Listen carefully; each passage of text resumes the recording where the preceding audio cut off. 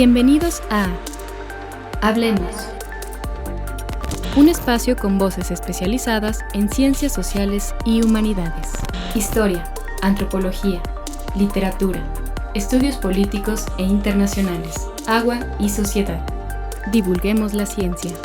Ya comienza Hablemos. ¿Qué tal? ¿Cómo están? Bienvenidos a este espacio desde el Colegio de San Luis. Hoy vamos a platicar de historia y la verdad es que me da mucho gusto porque vamos a recibir a un grupo de estudiantes que tienen aquí ya pues por lo menos un par de años formándose en uno de los posgrados más antiguos del Colegio de San Luis. ¿Qué aportan a las ciencias sociales sus estudios, sus investigaciones? ¿Por qué decidieron estudiar esta maestría en historia? ¿Cuáles son sus temas de investigación y hasta dónde han avanzado? ¿Qué hallazgos han tenido? En fin, una serie de información que nos van a platicar desde su experiencia. Acompáñenos, bienvenidos, bienvenidas, comenzamos, los invitamos a ver esta cápsula de contexto y regresamos para iniciar la charla con nuestros invitados de hoy. ¿Qué temas estudian quienes se forman como historiadores en el Colsan? Del 12 al 14 de mayo se llevó a cabo el segundo seminario de avance de tesis en la maestría de historia. Un espacio académico donde las y los estudiantes compartieron el progreso de sus investigaciones ante sus directores de tesis y otros especialistas. Durante 3 días se abordaron temas históricos diversos, desde la autoconstrucción de vivienda en Monterrey en el año 30, las redes masónicas en San Luis Potosí, las misiones jesuitas en el norte de la Nueva España, hasta comparaciones entre la política industrial en México y Corea del Sur.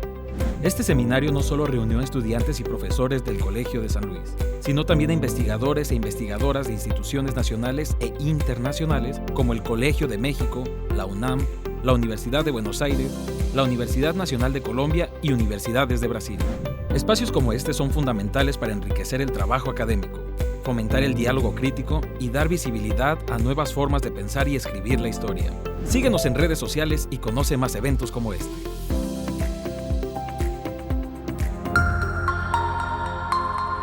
Bien, pues vamos a platicar con 4 estudiantes y vamos a iniciar esta charla con los primeros 2 de ellos para que ustedes los vayan conociendo y reconociendo. Ya vieron que tenemos acá con nosotros a 2 estudiantes de la maestría en historia aquí del Colegio de San Luis y les decía que bueno, pues de los programas más antiguos porque precisamente hace poco más de 28 años se fundó el Colegio de San Luis con este primer posgrado. Y damos la bienvenida, saludamos y agradecemos que nos estén acompañando.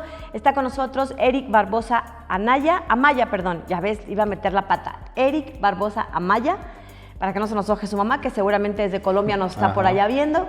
Y bueno, pues él es estudiante de este posgrado, de esta maestría en historia. Eric, gracias por acompañarnos, bienvenido. No, gracias a ti, Lidia, por la invitación. Gracias. También está con nosotros Adrián Mercado Contreras, y bueno, pues él también dedicado a estos temas de historia. Gracias, Adrián. Hola, muchas gracias por la invitación. Bueno, Adrián también ya hicimos otro programa, ¿verdad? Yes. Y bueno, con Eric también, porque estuvieron con nosotros casi al inicio de esta aventura llamada Maestría en Historia. A ver, cuéntanos, Eric, un poco cuál fue la motivación para estudiar una maestría en Historia y pues tan lejos de casa, porque tú eres colombiano y decidiste ir allá a un rincón, a una provincia de México llamada San Luis Potosí, en este centro público de investigación. Es un bello estado de San Luis Potosí, Por supuesto. de México, perdón. San Luis Potosí, o sea, me tiene enamorado y siento que el distanciamiento también es muy bueno para comprenderse a uno mismo. Es decir, mis temas son de historia política, pero sentía que estudiando la historia política desde Colombia mismo se me perdían muchos detalles, entonces siento que venir a México, a una ciudad tan maravillosa, podría entender como los problemas locales, pero desde una perspectiva mucho más amplia. Esa fue la motivación principal, la distancia, descentrarme de mí mismo. Muy bien, qué bueno, ¿qué fue lo que más te enamoró de San Luis? ¿Te gusta la gente, la comida? ¿Ya visitaste algunos lugarcillos por ahí? Me gusta la gente, me gusta la comida, hice la tarea de visitar los 7 barrios históricos, las iglesias, o sea, de verdad es una ciudad con gran potencial histórico, o sea, se nota en las calles, en la manera en que la gente habla, se expresa, se ve que hay un trasfondo histórico supremamente gigante, complejo, enorme, su arquitectura es maravillosa, entonces siento que llegué al lugar ideal. Sí le gustó San Luis. Me encantó. Eso, bien. Adrián Mercado, cuéntanos, tú sí eres de aquí de San Luis, tú eres potosino 100%, ¿qué te llevó a estudiar en una institución como el Colegio de San Luis? un área de ciencias sociales y particularmente centrado en la historia. ¿Qué encontraste ahí de interesante para decidirte por ese camino? Bueno, yo decidí por el Colegio de San Luis un año antes de hacer la aplicación. Estaba haciendo un diplomado en filosofía política en ese entonces. Y recuerdo que uno de los profesores fue el que me dijo, oye, ¿por qué no aplicas al colegio? Porque el colegio tiene muy buen nivel en cuanto a historia. Ahorita tú estás interesado en temas de historia y específicamente ya me estaba empezando a llamar la atención la historia económica. Entonces me dijo, pues, ¿por qué no intentas? Entonces ya empecé a investigar, empecé a ver los trabajos de los investigadores de aquí, me llamó la atención y pues decidí aplicar. ¿Qué estudiaste de origen? ¿Qué licenciatura tienes? Mira, yo de licenciatura soy músico. Yo estudié música, mis papás también mucho tiempo se dedicaron a eso, aunque no lo estudiaron de carrera, de profesión, pero sí se dedicaban. Y mucho tiempo me dediqué yo también a eso, pero luego pues la vida me llevó por otros lados y empecé a estudiar economía. Tomé muchos cursos, también de filosofía política, como te comentaba. Y el tema que más me ha llamado la atención en economía siempre ha sido historia económica. Entonces me enteré que aquí tenían una muy buena escuela de historia económica y pues decidí aplicar. Que precisamente son sus temas de investigación y ahora nos van a platicar un poco sobre eso. Eric Barbosa está estudiando la Asamblea Nacional Constituyente en los años 50 en Colombia, que es pues una especie de poder legislativo, es el cuerpo colegiado que se encarga de los asuntos legislativos. Es un poco más de fondo, es el poder constituyente, o sea, había como la idea de reformar o incluso plantear una nueva constitución en los años 50 en Colombia, o sea, para renovar ante los nuevos problemas sociales, ¿no?, que se habían presentado por la higiene, el crecimiento de las ciudades, o sea, las necesidades eran otras.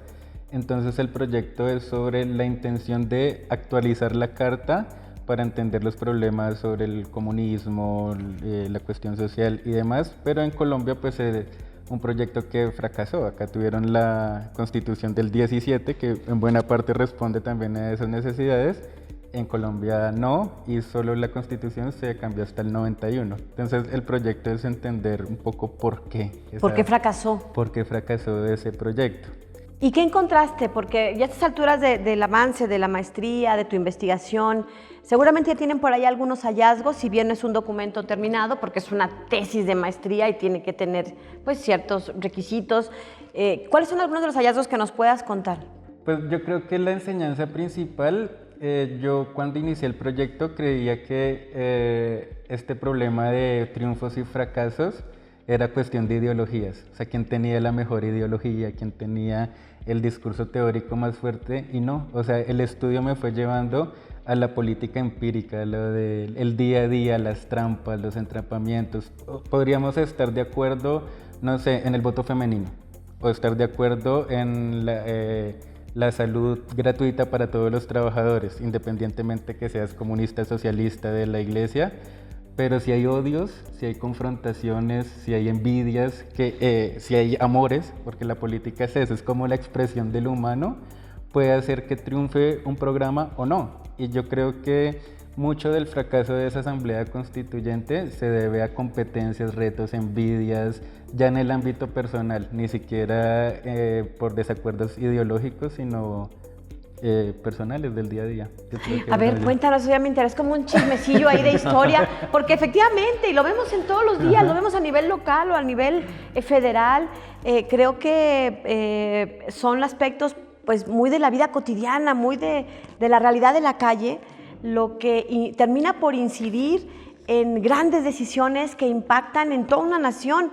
Cuéntanos algún ejemplo de esto que nos mencionabas. Un ejemplo, desde la aprobación misma de la Asamblea. La aprobación de la Asamblea se logró estando el Partido Conservador en el poder, dominando Ejecutivo, todas las ramas del Estado, incluyendo el Congreso, que se encargaba de aprobar la Asamblea.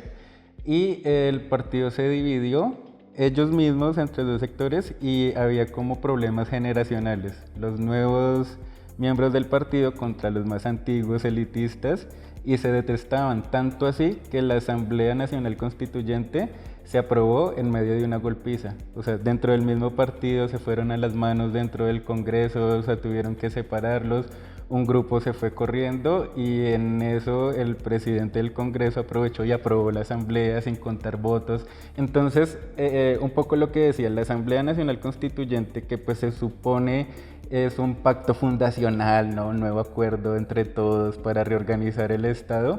En este caso tuvo un sabor de ilegalidad, violencia, problemas que, digamos, en lo que he encontrado, nuevamente, no se explica por diferencias de programas ideológicos, es el mismo partido, es problemas personales, ¿sí?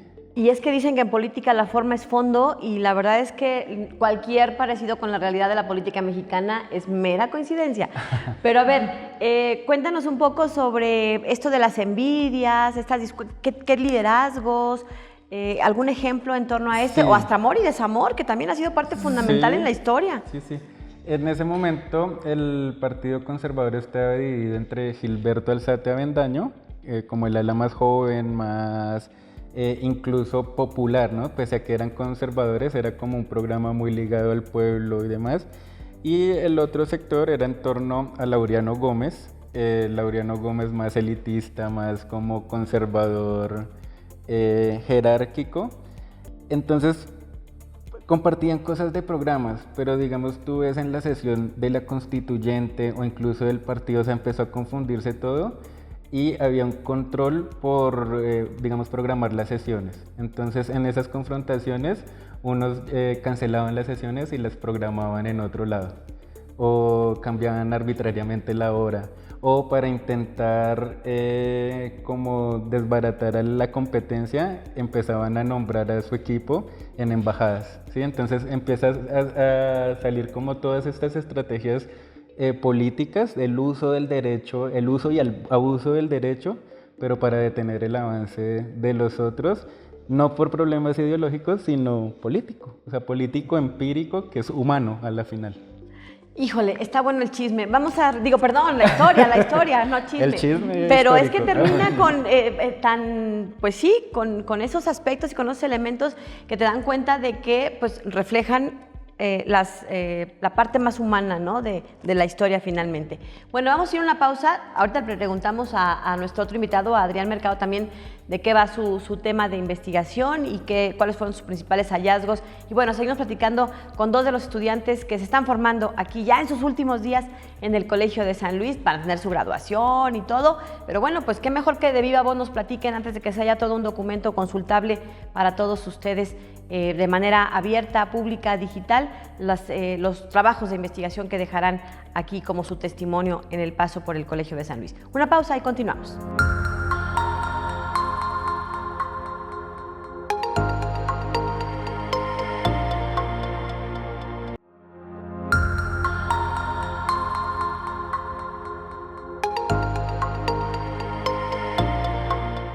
Bien, estamos de regreso y vamos a ir platicando con nuestros invitados de hoy. Son estudiantes de la maestría en Historia aquí en el Colegio de San Luis. Y bueno, pues lo que queremos es un poco que nos compartan cuál fue parte de este trabajo de investigación que realizaron. Estábamos platicando con Eric Barbosa, quien nos contó cómo todos estos factores y elementos pues más terrenales, ¿no? Influyeron e incidieron en importantes tomas de decisiones de lo que ocurrió en Colombia en los años 50. Adrián Mercado está estudiando, como ya nos decía, la historia, ¿cómo le llaman? ¿La historia industrial? La historia económica. La historia económica. Y su tema se llama La política industrial comparada entre México y Corea. Yo pensaría que no hay mucho en común, pero a ver, cuéntanos un poco, ¿de qué va tu tema? ¿En qué te centraste? ¿Y qué hallazgos tuvieron, perdón? Sí, pues de hecho pareciera que son dos países que no tienen mucho en común, pero realmente es que sí. Resulta que los dos países pues pertenecen a las primeras 15 economías del mundo.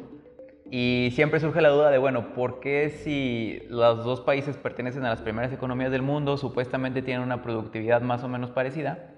¿Por qué cuando uno analiza las variables de Corea del Sur, o sea, pobreza, salarios, etcétera, te da muy diferente a México? Resulta que no se trata nada más de cuánto se produce, sino qué se produce, ¿no? Entonces resulta que mientras que aquí en México traemos autopartes y las ensamblamos y las exportamos a Estados Unidos, en Corea del Sur lo que hacen es que se dedican a producir bienes de alta tecnología, ¿no? Biotecnología, electrónicos, todo lo que es sectores de alta tecnología, que evidentemente pagan salarios altos y que además generan muchos empleos. porque son empresas que necesitan una gran cantidad de proveedores, generan redes de proveedores muy grandes. Entonces resulta que cuando uno hace como ese análisis más fino, se da cuenta que el detalle está en qué se está produciendo, ¿no? Que mientras que aquí nos dedicamos al ensamblaje, en su mayoría, no todas las empresas lo hacen así, pero sí en su mayoría, pues resulta que en Corea del Sur se están produciendo todo lo que es nuevas tecnologías, y por eso los salarios suelen ser muy diferentes. Y resulta que cuando uno analiza la historia, porque esas son respuestas que muchas veces no te puede dar la economía, ¿no? Muchas veces los modelos económicos son tan abstractos que a veces ni siquiera suelen tener relación con lo que sucede en la realidad. Y resulta que cuando uno estudia la historia se da cuenta que hubo factores políticos, como bien menciona Eric, hubo muchos factores políticos que muchas veces los economistas no toman en cuenta, que inciden mucho en cómo se desarrollaron las políticas industriales de ambos países. Porque mientras que Corea del Sur tuvo el apoyo al 100% de Estados Unidos, debido a que en el contexto de la Guerra Fría no querían que se unieran al bloque soviético, y los apoyaron en todo, o sea, aparte de que les dieron créditos, también les abrieron las fronteras para que mandaran sus productos, pudieran vender sus productos ahí en Estados Unidos, pues México tuvo un problema diferente, en el sentido de que Estados Unidos sí quería que México estuviera estable por el tema de la migración, pero tampoco que fuera un competidor industrial, ¿no? De hecho, está esta famosa frase que se le atribuye a Kissinger, no sabemos si lo dijo o no, pero se le atribuye, que dice: yo no quiero un Japón en la frontera sur, ¿no? Entonces resulta que la política industrial, esas diferencias en la política industrial no se pueden explicar únicamente desde un enfoque económico, se tienen que explicar. Porque el Banco de México es mucho de, bueno, sí, vamos a invertir en tecnología, vamos a hacer esto. Sí, pero es que hay factores políticos, geopolíticos, que muchas veces no se toman en cuenta y que influyen muchísimo en el diseño de la política industrial. ¿Y por qué decidiste Corea? O sea, digo, porque pudiste haber escogido Argentina, Brasil, hasta China. ¿Por qué Corea? El tema original era con China, justamente. O sea, la comparación de México con China. Pero resulta que hay muchísimo trabajo que compara México con China. Entonces, creo que también el tema de Corea del Sur es interesante, porque a Corea del Sur se le pone como un ejemplo muchas veces de una economía liberal, es decir, que permite la inversión extranjera sin restricciones y que deja que los mercados actúen de forma espontánea y demás. Y resulta que cuando uno hace un análisis más detallado se da cuenta que no es así. Resulta que Corea del Sur también hace planes, o sea, planifica su economía, hace planes quinquenales, es decir, a cada 5 años. Protege sus industrias clave, invierte muchísimo en educación, invierte muchísimo en investigación y desarrollo. Entonces, creo que Corea del Sur es un estudio de caso interesante, porque se tiene una idea de que Corea del Sur pues simplemente, esta frase, ¿no?, de dejar hacer y dejar pasar, ¿no? O sea, que los mercados decidan y hagan lo que mejor saben hacer. Y resulta que no, resulta que el gobierno tuvo un papel muy importante, que cuando uno ya estudia tanto fuentes secundarias, pero incluso primarias, porque tuvimos acceso a varios documentos del Korean Development Institute, el Instituto de Desarrollo de Corea, pues resulta que el gobierno tuvo un papel muy importante también en la economía. Sí, es cierto que en los años 80 éramos más o menos parecidos, o hacia finales de los 70, Corea y México, en cuanto a niveles de pobreza, población, analfabetismo, y de pronto, bueno, pues con todas estas decisiones de política social, política económica, pues Corea nos dejó atrás. Sí, justamente hay un estudio que yo menciono en la tesis de maestría de un autor que se apellida Kim, el estudio es del año 90, y justamente dice exactamente eso, ¿no? O sea, que cómo es posible que México estaba más o menos a la par de los países del sureste asiático. ¿En los años 80? En los años 80 más o menos, y de repente México se fue quedando atrás y empezó a tener problemas de desigualdad, de pobreza, y resulta que, bueno, él lo relaciona justamente con la industria. Es una parte porque al final también Corea a la fecha sigue teniendo problemas de desigualdad importantes, a falta de un estado de bienestar que pueda redistribuir la riqueza. Que intervenga. Ajá, pero una de las razones que encuentra el autor es la industria. De hecho, es interesante porque Corea del Sur era uno de los países más pobres del mundo, junto con China. De hecho, por ejemplo, China, de pasar de tener el 90% de su población en pobreza extrema, ahora ya pobreza extrema prácticamente no tienen, ¿no? Entonces viene la pregunta de qué pasó, o sea, ¿por qué si nosotros estábamos mejor, de repente nos igualaron y de repente nos superaron? A los dos les preguntaría qué conclusión tienen a este nivel, digamos, donde van de sus investigaciones, Eric Barbosa, Asamblea Nacional Constituyente, años 50 en Colombia. Digamos en términos no del tema tan específico, pero sí después de un estudio desde las ciencias sociales y desde una mirada con perspectiva histórica, ¿qué concluyes o qué aportará también tu investigación? Yo creo que hablarlo más en general, ¿no? O sea, digamos la enseñanza de la historia para la sociedad, o lo que siento que mi trabajo ayuda un poco, es entender la relevancia de la política para el futuro de las sociedades humanas, de las sociedades de un país. Es decir, uno escucha, no sé, gente como, ay, a mí no me interesa la política, esos debates. O sea, sí, de pronto son canzones o de pronto uno ya quiere alejarse de esos odios, de esas confrontaciones que se sienten, pero cuando uno se aleja y desatiende eso, pues está dando el espacio para que se tomen decisiones que puede incluso a llevar que un país se quede a la saga de otros, ¿sí? A llevar a que los precios de los mercados sean más altos, ¿sí? De la canasta básica. Entonces, uno cree que esas decisiones son por allá en recintos cerrados y que no tienen nada que ver con nuestras vidas, pero totalmente. Yo creo que, entre otras cosas, es en el terreno de lo político que está la diferencia de por qué en México tienen becas y Colombia no tantas, ¿sí? O sea, hasta en ese tipo de cosas, sociedades similares, pero que empiezan a tomar caminos distintos por decisiones humanas atravesadas por la bondad y el odio, que es humano. Claro. Entonces yo creo que a eso va mi trabajo un poco. Muchas gracias. Adrián, a manera de conclusión, la misma pregunta, en ese mismo sentido, ¿qué aportas, qué concluyes? Pues yo creo que también lo mismo, ¿no? O sea, justo, de hecho está esta famosa frase de Trotsky que decía, a lo mejor tú no te puedes interesar por la política, pero la política sí se interesa por ti, ¿no? Entonces, creo que también es importante que en general todos nos formemos en estos temas de ciencias sociales, porque son temas que nos interesan, ¿no? O sea, en el caso, por ejemplo, de Eric, ¿no? Que muestra justamente cómo no se pudo llevar a cabo, o no se pudo terminar este proceso constituyente. En el caso mío, la cuestión industrial, pero que parece, a lo mejor alguien podría decir, no, es que no nos afecta, pero nos afecta muchísimo, ¿no? Y justamente el estudio de la historia, creo yo, y ahí yo coincido también plenamente, que debe tener aplicaciones hacia futuro, ¿no? Porque, por ejemplo, en el caso de la economía, por ejemplo, muchas veces los estudios econométricos encuentran relación entre dos elementos, dicen, política industrial y desarrollo, no sé, por ejemplo, pobreza, ¿no?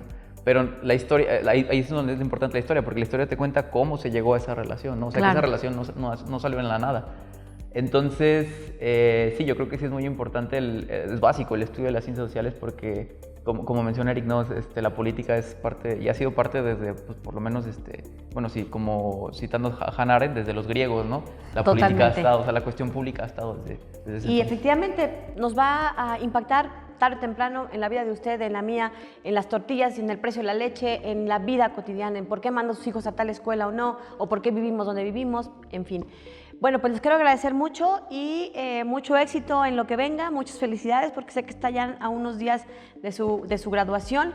Y en 30 segunditos que me digan cómo fue su paso por el Colegio de San Luis. Cuéntenos qué se van a llevar, cómo fue su experiencia, Eric. No, yo decía en otra ocasión que para mí el Colegio de San Luis significó renacimiento, y es justamente, por lo que decía al principio, encontrarme con nuevas perspectivas, nuevas maneras de ver el mundo y, digamos, unas condiciones para la investigación que te permite disfrutar la investigación misma. Yo creo que me llevo sobre todo que pensarse problemas sociales se puede hacer feliz en condiciones de dignidad, y yo me sentí acá muy feliz. Yo amo el Colegio de San Luis, entonces me llevo eso. Muchas Amor. Gracias. Adrián. Pues yo también me sentí como en casa.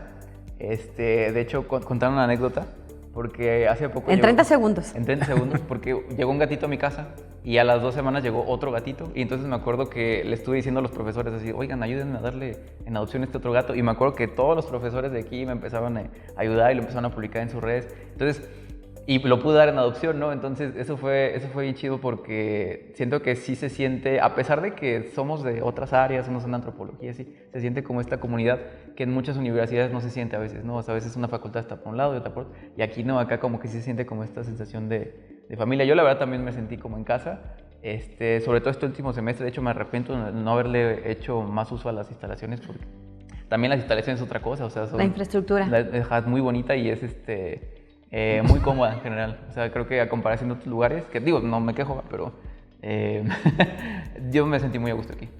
Muchísimas gracias a los dos, enhorabuena y bueno, pues mucho éxito en lo que venga. Nosotros nos vamos a una pausa, regresamos para seguir platicando con dos invitados más que tendrán su propia historia que contarnos desde pues su paso acá por el Colegio de San Luis. Continuamos.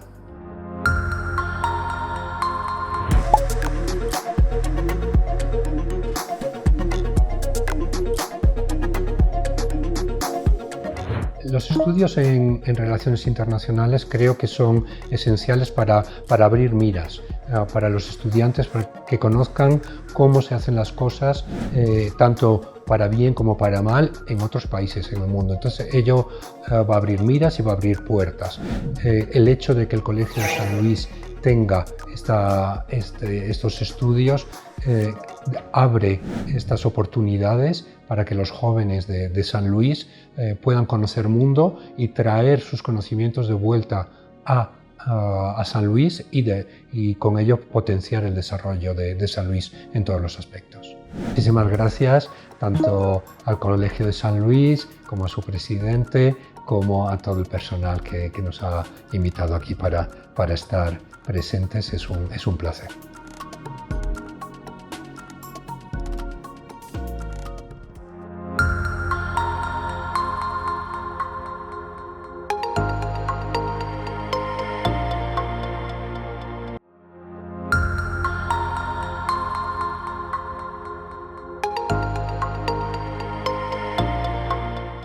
Bien, estamos de regreso. Vamos a seguir charlando con los estudiantes de la maestría en Historia que están a unos días de terminar sus estudios de posgrado acá en el Colegio de San Luis.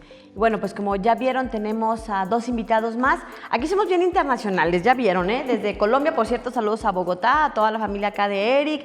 Y hemos tenido varios estudiantes cuyo origen es precisamente colombiano, así que bueno, pues los colombianos, los cubanos, los argentinos o todos los que pasan acá en el Colegio San Luis, pues vienen a enriquecer toda esta formación desde las ciencias sociales y cada quien pues le imprime la mirada que desde su interés personal le aportan. Y hoy tenemos a dos internacionales porque vienen de Aguascalientes y de Cárdenas, o sea, no son de San Luis, pero nos acompañan y también creo que los temas que eligen, pues evidentemente vienen influidos por el contexto que traen desde sus familias de origen. Así que nos da mucho gusto recibir.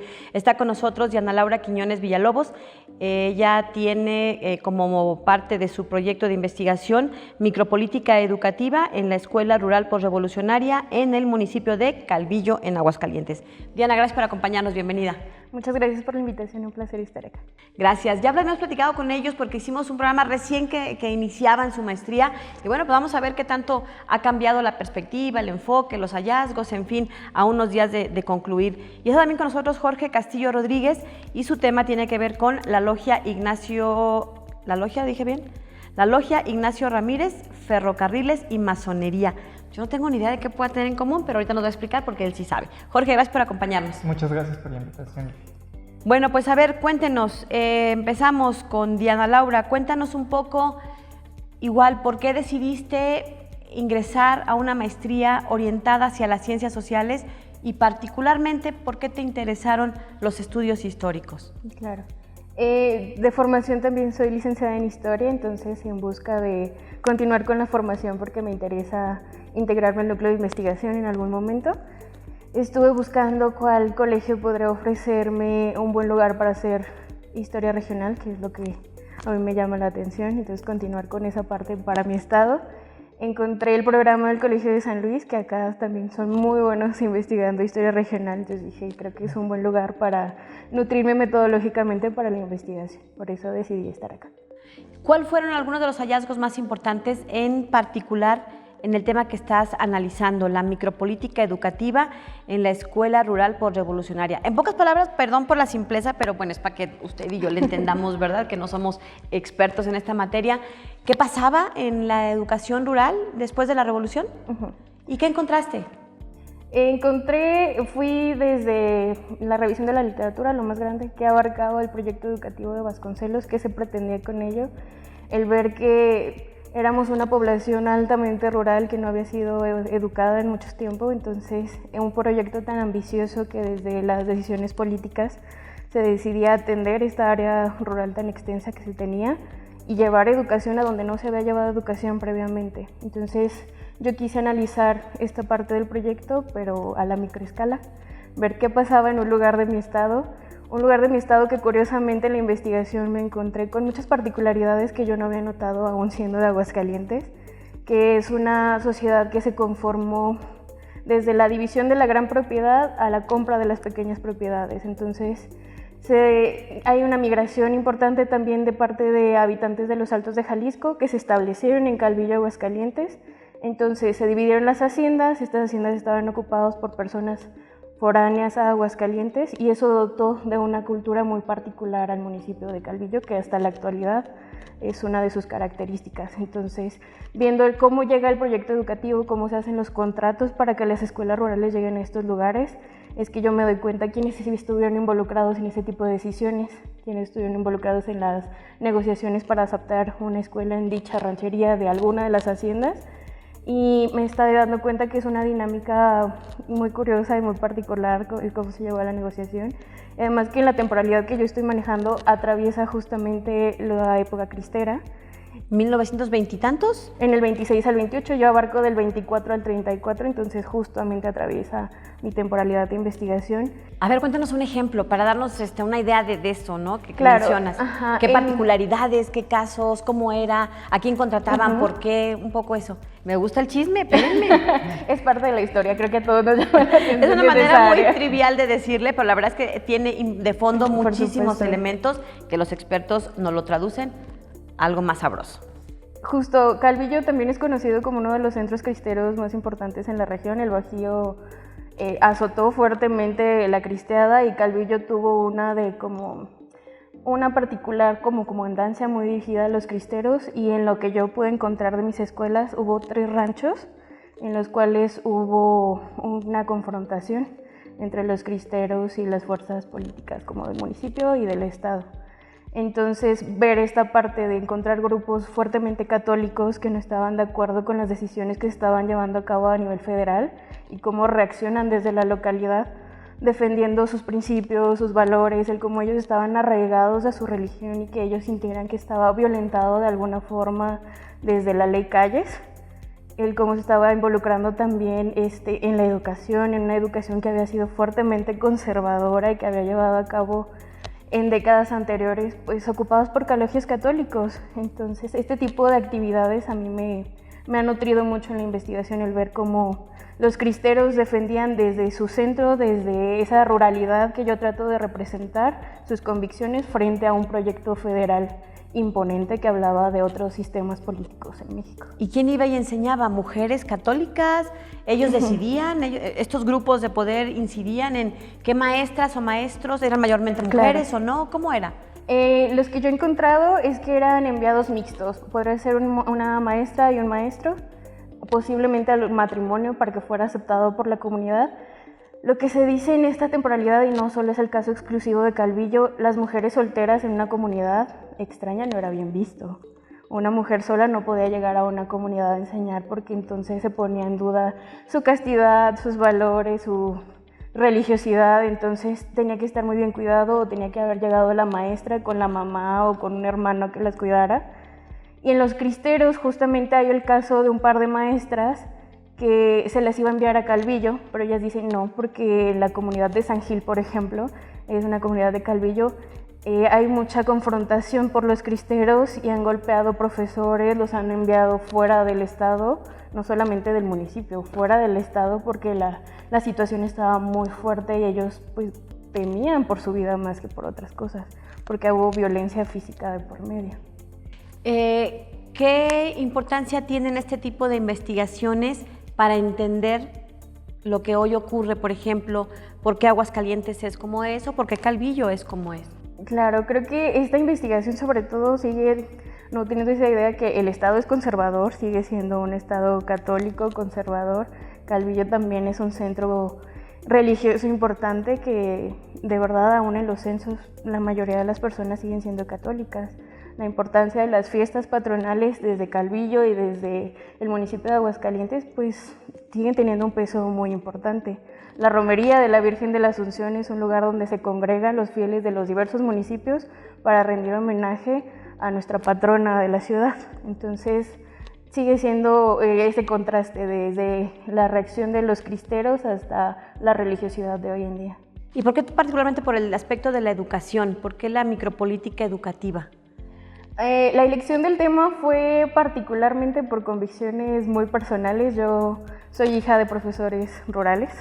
La primera etapa de formación, los primeros años de primaria, yo la pasé en un rancho de un municipio que se llama Cientos.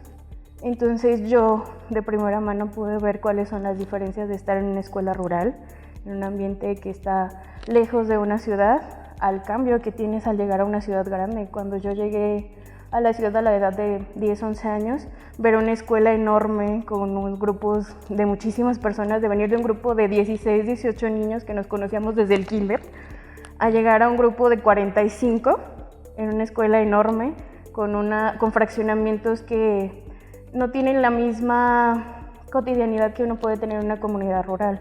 No hay esa cercanía con los vecinos, no hay esa confianza de poder salir a la calle a jugar, no hay los mismos bienes. En el rancho se tienen carencias que desde mis expedientes que estoy revisando de escuelas rurales puedo ver que no hay libros, no hay material, no hay pizarrones, no hay cuadernos, o sea, hay precariedad. Y este tipo de estudios por lo menos a mí me hace entrar en esta reflexión de por qué no se ha atendido el área educativa en estos entornos que aún siguen siendo rurales y que tienen estas carencias, y cómo hay centros urbanos donde llega más recurso y se hacen muchas más cosas y se atienden otras necesidades. Ahorita vamos a platicar con Jorge también. Muchas gracias a Diana Laura que nos está compartiendo esta experiencia y esta investigación que está ya prácticamente en las últimas, sí, ¿verdad? Porque sí, si no, los profes, en los últimos meses.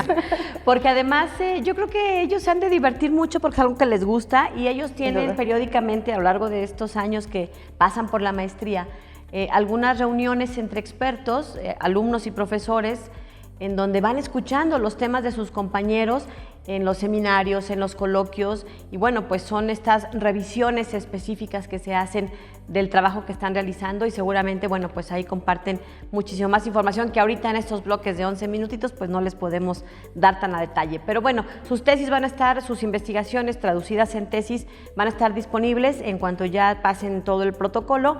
En un espacio de nuestra página web están alojados, si ustedes buscan el repositorio Colsan, ahí se alojan digitalmente todos estos trabajos de investigación por si algún tema le interesa. Nos vamos a la pausa y regresamos para seguir platicando con nuestros invitados de hoy, estudiantes de la maestría de Historia en el Colegio de San Luis. Continuamos.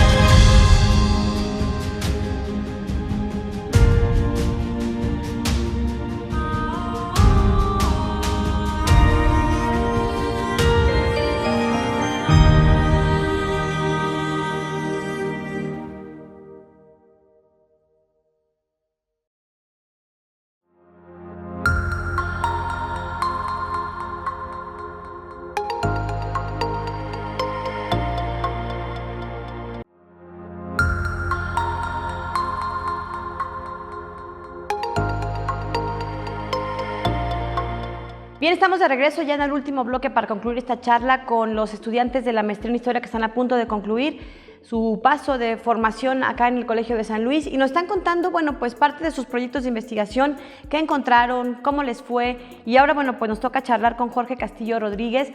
Él es del municipio de Cárdenas y, bueno, pues a mí me gusta mucho que cada estudiante le imprime como su sello particular y, bueno, pues Jorge hizo lo propio. Su tema es la Logia Ignacio Ramírez, ferrocarriles y masonería. Cuéntanos, ¿por qué decidiste estudiar este tema? Y nos explicas así como muy sencillito qué es la masonería. Ok. El interés por la temática surgió a raíz de que tiene relación con mi familia, tanto los ferrocarriles como la masonería. Mi bisabuelo paterno y mi tío abuelo fueron masones y también fueron ferrocarrileros y comerciantes. Entonces yo a partir de ahí digo, bueno, ese es el perfil del masón cardenense, ferrocarrilero y masón. Siempre tienen esta vinculación muy fuerte. ¿Qué es ser masón? Perdón, ¿qué son los masones? Los masones, el ser masón implica el ser iniciado en cualquiera de los ritos que existen. Los ritos se definen según los grados, pero generalmente están presentes los tres, que es aprendiz, compañero y maestro. Y a partir de ahí hay una serie de variaciones según sea el rito yorquino, escocés. En el caso del yorquino hay 19 grados, en el caso del escocés son 33. ¿Pero en qué creen que hacen? ¿Qué los condiciona? ¿Qué los identifica como masones? El pertenecer a una logia, el ser iniciado, y a partir de ahí hay una serie de símbolos. El más conocido es la escuadra y el compás. Y ellos se dedican a una serie de debates filosóficos, debaten sobre cuestiones cotidianas. Yo he encontrado trazados de arquitectura, que son ciertas reflexiones que hacen los masones respecto a un tema. Pueden ser sobre los vicios, por cuestiones morales, puede ser también por cuestiones políticas, como puede ser el conflicto entre el Estado y la Iglesia, que es mi periodo más o menos, la década de 1920. Y pues el ser masón es eso, implica pertenecer a una logia, estar iniciado, acudir a las tenidas, que son las reuniones que ocurren una vez a la semana, pagar cuotas e ir aprendiendo todos los conocimientos esotéricos. Yo en la parte simbólica y esotérica no me quise meter tanto porque mi categoría analítica no estaba enfocada a observar eso. Mi categoría analítica era la sociabilidad, en la cual yo quería conocer el componente socioocupacional, los valores, el objetivo de la institución, el espacio primario en el que ellos operaban. Entonces yo me enfoqué en eso, en conocer quiénes integran la institución y cuál es su participación en lo que ellos llaman el mundo profano, el mundo ajeno y externo a la logia. Y pues mi interés surgió por eso, por el lado familiar y también porque la masonería en Cárdenas no tiene esta connotación negativa como sucede en otras poblaciones del estado o en otros lugares del país, que se le vincula a sectas oscurantistas, incluso diabólicas. No hay una narrativa eclesiástica tan fuerte en Cárdenas. Y yo lo que también notaba es que en la plaza principal, que está junto a la estación del ferrocarril, existe un monumento a Benito Juárez, cuya simbología es muy similar a la de un templo masónico. En el piso hay un piso de damero ajedrezado y sobre él hay una columna en la cual se alza un busto de Benito Juárez. Y ahí hay ciertos valores, que es la igualdad, la fraternidad. Y abajo dice que el monumento fue financiado con ayuda de Ignacio Ramírez y de otras instituciones locales como es el Sindicato del Ferrocarril, Ferrocarriles Nacionales de México y algunos comerciantes. Entonces está muy presente el vínculo entre masonería. En Cárdenas, yo desde mi tesis de licenciatura ya lo venía rastreando. Mi tesis de licenciatura fue sobre la privatización de ferrocarriles, pero enfocada a la vida cotidiana, de qué manera el ferrocarril permeó muchas instituciones, muchos espacios, y cómo con la privatización eso quedó completamente trastocado. Una de las instituciones que me enfoqué fue la masonería. Cuéntanos un poco, ¿qué estudiaste de licenciatura? Igual ¿También? Historia. Sí. Cuéntanos qué encontraste en Cárdenas, porque supongo que los ferrocarriles y la masonería han sido parte importante que ha impactado en el destino de Cárdenas. ¿De qué manera? ¿Qué encontraste? Platícanos un poco en términos prácticos, cotidianos, del municipio de Cárdenas. Pues lo que yo empecé a hacer en mi investigación fue analizar en paralelo a la fundación de la Ignacio Ramírez el desarrollo de Cárdenas como pueblo y como ciudad. La Logia Ignacio Ramírez es una de las primeras instituciones que se crean en paralelo al municipio. O sea, se establecen los talleres de reparación, que es el germen de la ciudad de Cárdenas, los talleres, los patios, la estación. ¿En qué año se traza, digamos? En 1890 concluye la vía San Luis-Tampico. Y a partir de ser una localidad se convierte en un gran municipio. Sí, de ser una hacienda, pues, que no era muy importante dentro del antiguo camino de herradura, en comparación a otras poblaciones como Río Verde, o como Alaquines, o como Ciudad del Maíz. Cárdenas despega a partir de ser incluido en el trazado de la vía, y también con la Revolución. Mucha gente empieza a migrar a Cárdenas a raíz de la Revolución, porque ahí hay un cuartel militar que está protegiendo las instalaciones ferroviarias. Entonces, a partir de ahí se empieza a poblar. Otras localidades como Ciudad del Maíz, Rayón, empiezan a decaer y Cárdenas surge como un centro ferroviario muy importante a nivel estatal y a nivel nacional durante la primera década del siglo XX. Entonces, en ese contexto surge la masonería. También coincide que esta institución es vista como un espacio de ayuda, de fraternidad de los trabajadores frente a los abusos que se dan al interior de la empresa. Es una época en la cual hay muchos abusos por parte de los americanos. En Cárdenas había una colonia americana y había mucha esta cuestión de segregacionismo, de racismo, que no solo estaba presente en la traza de la población, sino también en el espacio laboral. Suceden unas cosas muy... hay peleas, hay amenazas para los gringos para que se vayan de Cárdenas y regresen a su país. Y a partir de ahí ven que los norteamericanos se agrupan en brotherhoods que tienen una estructura similar a la masonería, a las logias, y ven los ferrocarrileros la utilidad, porque en ese momento tampoco había sindicatos. Entonces imitan esta institución y se empiezan a agrupar los comerciantes y los ferrocarrileros en torno a la Ignacio Ramírez. La iniciativa surge de un ingeniero del ferrocarril, Luis Barragán, que viene desde aquí, de San Luis Potosí, se va a Cárdenas y cuando reúne a los fundadores, en su mayoría son trabajadores de la superintendencia, de talleres y uno que otro comerciante. Se funda la logia en un edificio que es conocido como Camilla, que es una casona, un chalet tipo gringo, y ocupan principalmente oficinas del ferrocarril. Y los que se reúnen son trabajadores del ferrocarril. De ahí surge todo el vínculo. ¿Encontraste algún caso de los abusos de los estadounidenses? Porque hay que recordar que en ese entonces pues, el ferrocarril estaba en manos de empresas extranjeras. ¿Qué encontraste? Encontré dos casos muy particulares de 1907 y de 1908. En 1907, en un periódico de San Antonio, Texas, narra que dos americanos están arrestados porque se les acusa de haber asesinado a unos mexicanos. Y ellos argumentan que no tuvieron nada que ver con ese asesinato, pero que surgió en un ambiente de muchas tensiones, porque los mexicanos estaban celosos, y dicen, estaban muy celosos de que los extranjeros tuvieran los principales cargos dentro de la empresa, del ferrocarril. En 1908 también sucede otro caso en el que un mexicano se pelea a golpes con un trenista gringo, porque no le pagaban el mismo sueldo, o bueno, es lo que se menciona. Y a partir de ahí surge una pelea, arrestan a los norteamericanos, se los llevan a Alaquines, hay una huelga que paraliza la vía Tampico y tiene que intervenir el gobernador. Y a partir de ahí se funda un juzgado civil. Para que vean cómo va incidiendo, ¿no? En una pelea y deriva en institucionalizar ciertos espacios de procuración e impartición de justicia. En un minutito o menos, cuéntanos si hay algún vestigio todavía arquitectónico, de vivienda, otra cosa, de esta presencia de la logia y de los estadounidenses. No sé, las casas, el estilo. Quedan muy poquitas casas de la antigua colonia americana. Durante la privatización se destruyeron muchas. Y la logia aún continúa en la actualidad. Nada más para mencionar así brevemente otra relación. Durante la huelga del 26 de la Unión de Mecánicos, muchos masones participaron en la huelga. Ferrocarriles Nacionales los despide y quien es maestro, venerable maestro, que es digamos el presidente de la logia, tiene el cargo de oficial mayor dentro de como ayudante del maestro mecánico, que es una autoridad de los talleres.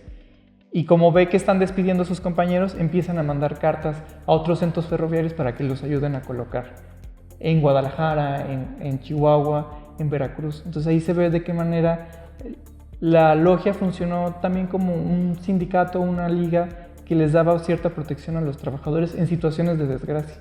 ¿Y cuáles fueron instituciones precursoras, ¿no? de muchos otros los aspectos ahí, ¿no? De los sindicatos, por ejemplo. En 30 segundos, cuéntenme cómo fue su paso por el Colegio de San Luis. ¿Qué te llevas? Me llevo una muy buena formación. Creo que los coloquios que mencionabas al inicio de la entrevista, creo que a todos como estudiantes nos ha funcionado mucho para nutrir nuestra tarea de investigación, el tener opiniones ahí de los mismos compañeros que estamos compartiendo nuestros trabajos, de nuestros lectores que muchas veces no son del núcleo académico. Eso es una experiencia invaluable, la verdad. Muchas gracias y pues felicidades. Jorge. Pues yo me voy muy feliz, principalmente por las relaciones amistosas, principalmente con Diana y con Celeste. Creo que la parte del apoyo emocional con ellas y la amistad fue un soporte, porque al principio yo sí batallé bastante en el colegio. Se me hacía muchísima la exigencia académica. Pero ya después me di cuenta de que sí podía. Y pues ¿Pudiste? Ya voy a terminar. Pues muchas felicidades, enhorabuena. Ya los veremos en su graduación y aquí se las reportamos en alguna capsulita. Ya saben que siempre les estamos comentando qué pasa acá en el Colegio de San Luis. Gracias por habernos acompañado. Gracias por la invitación. Y gracias a ustedes por estar con nosotros. Nos vemos y nos escuchamos en el próximo episodio de Hablemos. Ya saben que estamos disponibles siempre a través del canal de YouTube. Y bueno, pues este espacio es para todos ustedes. En redes sociales pueden ahí retroalimentarnos, qué le opinan, qué temas proponen. Y aquí estamos. Gracias, soy Lidia Huache. Pásenla muy bien. Hasta la próxima. El Colegio de San Luis te invita a los eventos y actividades que se llevarán a cabo durante los próximos días. Espera próximamente el segundo coloquio de Literatura Potosina, del 30 de junio al 1 de julio en el Palacio Municipal de San Luis Potosí. Consulta el programa completo en nuestra página web y redes. No te pierdas de la presentación editorial Las Calladas del Boom, el 21 de junio a las 18 horas en la Librería Gandhi, sucursal Centro. Ya está abierta la convocatoria para las 5ª Jornadas de Historia Económica del Occidente de México, a realizarse del 15 al 17 de octubre de 2025. Tienes hasta el 1 de septiembre para registrar tu propuesta. Consulta todos los requisitos en nuestra página web. Participa en el Tercer Congreso Internacional de Estudiantes de Humanidades y Ciencias Sociales. Tienes hasta el 29 de agosto de 2025 para postularte. Consulta todos los requisitos en nuestra página web y redes. Consulta los detalles de este y otros eventos a través de nuestra página web www.colsan.edu.mx y síguenos también en nuestras redes sociales.